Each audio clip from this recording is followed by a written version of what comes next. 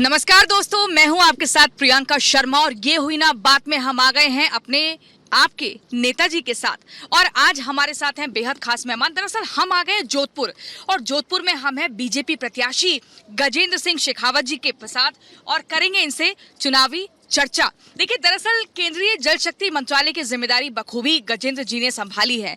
इसके अलावा 2 बार जबरदस्त जीत भी जोधपुर से दर्ज की है। क्या इस बार हैट्रिक की तैयारी है? तमाम सवाल हैं, सीधा हम पूछते हैं। बहुत बहुत स्वागत है सर आपका। धन्यवाद प्रियंका जी।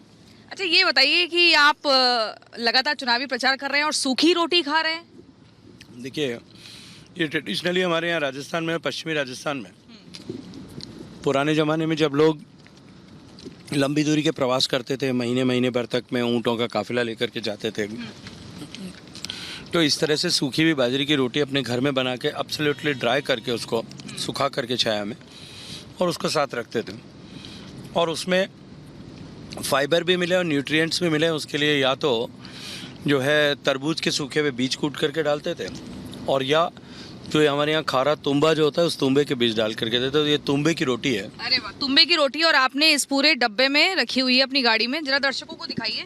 ये आज ही की बनी हुई है क्या? इसमें तो घी भी नहीं लगा हुआ, देसी घी भी नहीं? तो कोई कम से कम 15-20 दिन पहले बनी होंगी। तो क्या इसे एक्चुअल में इतने दिन रखकर खाते हैं या आप ही खा रहे हैं? नहीं, इसको ये अगले 1 महीने के बाद भी खाएंगे तो ऐसी रहेंगी, फ्रेश, कभी खराब नहीं होंगी। अच्छा, जीत की हैट्रिक की बात हो रही है। इस बार कहा जा रहा है कि नरेंद्र मोदी भी जीत की हैट्रिक लगाने को तैयार हैं, तीसरी बार देश में सरकार बनाएंगे और आपकी भी जीत की हैट्रिक का तीसरी बार हो जाएगा अगर आप जीत दर्ज करते हैं। 2 बार लगातार आपने बतौर सांसद जोधपुर से एक बड़ी जिम्मेदारी निभाई है। कितने आश्वस्त हैं आपको? क्या डर नहीं लग रहा है थोड़ा बहुत भी, एंटी इनकम्बेंसी या कुछ और? आपके प्रश्न में से अगर शब्द हटा दीजिए। जितना कल का सूर्योदय होना सुनिश्चित है कि वो पूरब से होगा, उतना ही निश्चित है कि भारतीय जनता पार्टी की प्रचंड बहुमत से सरकार बनेगी। राजस्थान में 25 कमल खिलेंगे और जोधपुर में भी बड़े अंतर के साथ में कमल खिलेगा। अच्छा, कमल खिलेगा, पूरे आश्वस्त है।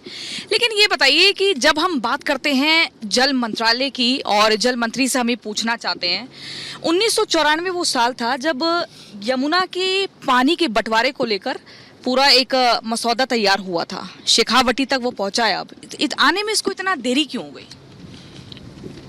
देखिए, 1994 में समझौता होने के बाद में जल का बंटवारा तो हो गया। जी जी। लेकिन हरियाणा ताजेवाला हेड से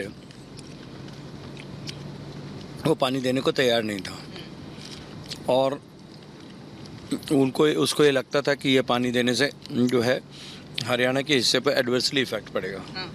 आपसे ये भी समझ लेते हैं, आपके सामने इस बार जो खड़े हुए हैं वो कांग्रेस की तरफ से करण सिंह उचियारड़ा खड़े हुए हैं और लगातार वो इस तरह से चुनावी प्रचार कर रहे हैं कि जुबानी हमले भी कर रहे हैं। हालांकि इससे पहले आप वैभव गहलोत को बहुत ज़बरदस्त तरीके से हरा चुके हैं। ये जो सीट है ये कहीं ना कहीं एक, अगर 2 बार को छोड़ दें, उससे पहले अशोक गहलोत की एक गृह सीट मानी जाती है। इस बार आप कांग्रेस के प्रत्याशी को क्या कहना चाहेंगे? हालांकि जमानती वारंट जारी हो चुका है उनके खिलाफ। मैं उनको सांत्वना देना चाहूँगा कि उन्होंने चुनाव लड़ा, अच्छा प्रयास किया और जोधपुर की जनता के आशीर्वाद के लिए उनको अभी और परिश्रम करने की आवश्यकता है। बाहरी बाहरी कह रहे हैं बार बार आप। ये उनका दोष नहीं है, ये कांग्रेस पार्टी के डीएनए का दोष है।